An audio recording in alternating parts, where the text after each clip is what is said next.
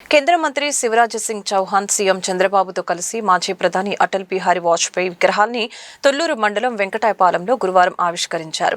అనంతరం విగ్రహానికి పుష్పాంజలి ఘటించి మొక్కను నాటారు. ఈ సందర్భంగా సభా ప్రాంగణంలో ఏర్పాటు చేసిన వాజ్పేయి జీవిత చరిత్ర విశేషాల ఫోటో ఎగ్జిబిషన్ ని వారు తిలకించారు. చివరిగా సుపరిపాలన దివస్ బహిరంగ సభలో వారు పాల్గొని ప్రసంగించారు.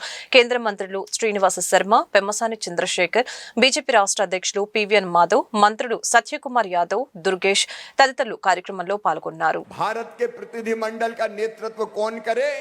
पाकिस्तान का कश्मीर के संबंध में प्रस्ताव गिराना था तो नरसिम्हा राव जी को भी एक ही नाम याद आया, अटल बिहारी वाजपेयी। और अटल जी उस प्रतिनिधि मंडल के मुखिया बन के गए और पाकिस्तान को परास्त होना पड़ा, उसका प्रस्ताव गिर गया। అద్భుతమైన విదేశాంగ నీతికి పెట్టిన పేరు అటల్ బిహారీ వాజ్పేయి గారు. దాని కారణంగా పివి నరసింహారావు గారు ప్రధానమంత్రిగా ఉంటున్నప్పుడు జెనీవాలో జరిగిన ఐక్యరాజ్య సమితిలో భారతదేశం తరపున మాట్లాడడానికి ఎవరయ్యా అని చూస్తే ఆనాడు ప్రతిపక్షంలో ఉన్న అటల్ బిహారీ వాజ్పేయి గారు కనిపించారు.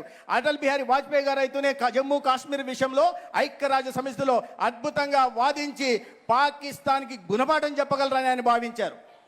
जब पहली बार प्रधानमंत्री बने, बहुमत सिद्ध करना था, संख्या बल साथ नहीं था। कुछ लोगों ने कहा था अटल जी थोड़ी जोड़ तोड़ कर लो, तब अटल जी ने कहा पार्टी तोड़ के जोड़ तोड़ करके सत्ता प्राप्त करना मेरा स्वभाव नहीं है, ऐसी सत्ता को मैं चिमटे से भी नहीं छूंगा।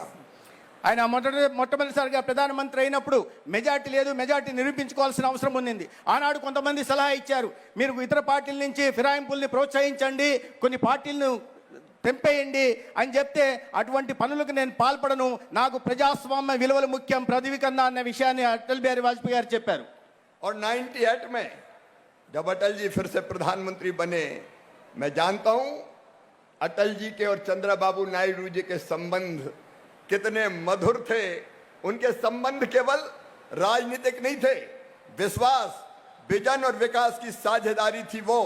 और उस समय आदरणीय चंद्रबाबू नायडू जी एनडीए के संयोजक भी थे और वो साझेदारी का, अटल जी के नेतृत्व का और चंद्रबाबू नायडू जी की सरकार की लोकप्रियता का ये परिणाम था कि 98 से 2004 तक जब अटल जी की सरकार बनी तो यहाँ 35 सीट एनडीए ने जीती थी और भारी विजय प्राप्त की थी।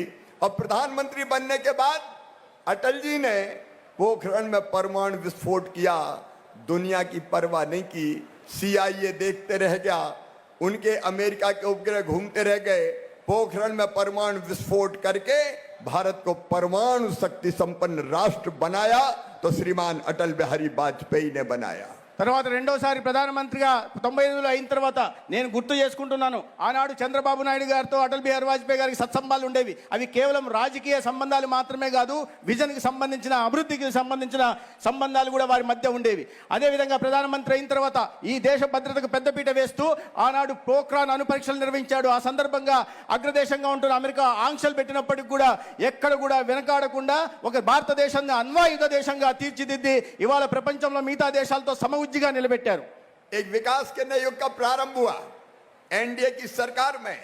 आंध्र प्रदेश के विकास को भी आदरणीय चंद्रबाबू नायडू जी ने एक नई दिशा देने का काम किया और आज मुझे आनंद प्रसन्नता है कि उस काम को श्रीमान नरेंद्र मोदी जी और आंध्र में चंद्रबाबू नायडू जी फिर मिलकर आगे बढ़ाने का काम कर रहे हैं।